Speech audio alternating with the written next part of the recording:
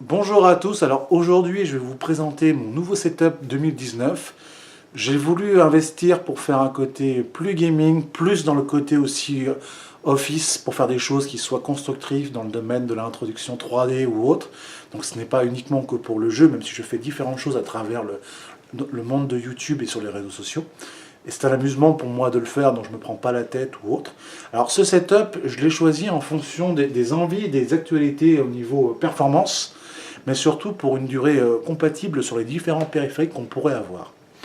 Donc étant sur la version Windows 10 de chez Asus, en 64 bits, je commence par le Proco qui m'intéressait, qui est une version, une édition limitée, le i7 8086K, qui est du 4 GHz, mais overclocké, on peut dépasser le 5 GHz et il est monstrueux.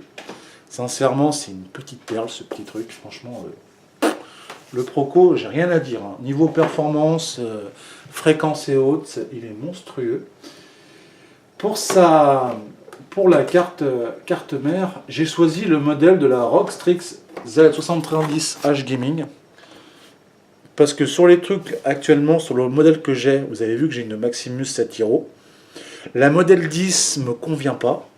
Et j'ai comparé avec le modèle de chez ROG Strix et j'ai trouvé que fiabilité ou autre. J'ai pris 64 Go de RAM, donc j'ai pris le max de la carte pour me faire plaisir et franchement, je la regrette pas au niveau des perfs, hein, c'est du petit velours.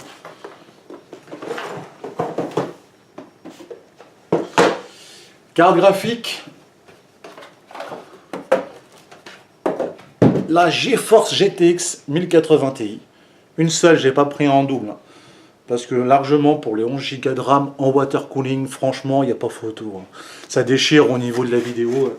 Quand tu joues, quand tu travailles dessus au niveau du chipset, c'est le top. Pour le système du water cooling, c'est une pompe combo, c'est une pompe qu'on m'a conseillé qui est gérée par IA, qui automatiquement agit d'elle-même. Donc j'ai pas de truc à faire dessus, c'est plutôt cool. Elle vaut dans les 300 € et franchement, elle gère super bien le système de refroidissement. Je chauffe même pas, quoi. C'est vraiment du top. Mais je préfère aussi le refroidissement en water cooling. Donc du coup, j'ai pris le contrôleur Thermake pour les ventilos, pour gérer mon petit truc tranquille, parce que franchement, ça vaut largement, au vu de mes vidéos, quand j'ai fait au niveau des refroidissements. Alors j'adore toujours chez Corsair hein, pour les ventilos de refroidissement, parce que sincèrement... tu fais de 2350 tours, 35 décibels, c'est un peu bruyant, je suis d'accord, mais vu le coffret que j'ai pris au niveau du PC, ça étouffe le bruit.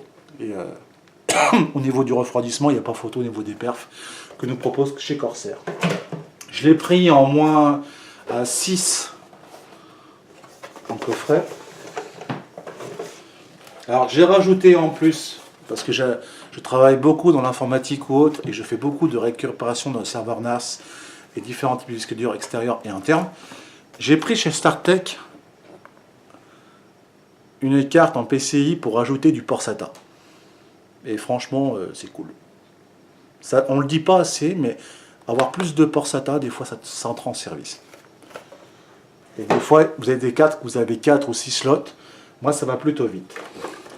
Carte son, on ne l'évoque pas souvent, mais moi, chez Asus, la Xonar Phoebus Solo, c'est une tuerie de capture de son. Je me suis jamais servi du truc, à savoir du Sonic Radar ou autre, ou toutes ces merdes pour tricher, pour trouver. La carte son au niveau du 7 points, son son il est magique, que ce soit pour les films, que ce soit pour les jeux vidéo. Mais ce que j'aime bien, c'est que tu as un bon repérage au niveau de l'audio pour apprendre et bien capturer les sons pour trouver quelqu'un. Quand tu chasses quelqu'un sur un type de jeu FPS, tu sais exactement où est-ce qu'il se trouve. Il n'y en a plus beaucoup sur le marché. Je trouve qu'il y a de moins en moins de cartes de son, ce qui est un peu dommage, parce que maintenant tout le monde met directement la carte son intégrée sur la carte mère, donc du coup pour eux, voilà.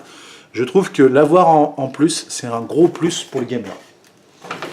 Alors, une chose qui est primordiale au niveau du gaming, et ça, les gens des fois se disent que pour le setup, ils s'en foutent complètement, l'alimentation. Là, j'ai pris carrément la sacoche pour faire court. En platinium, une boîte de 1000 watts. Parce que le voltage, c'est super important, et surtout le fait d'avoir un putain de débit pour avoir que tes éléments durent super longtemps.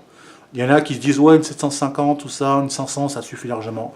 Quand tu as du matos de luxe, tu te fais plaisir pour que ça dure le plus longtemps et d'avoir une bonne sécurité.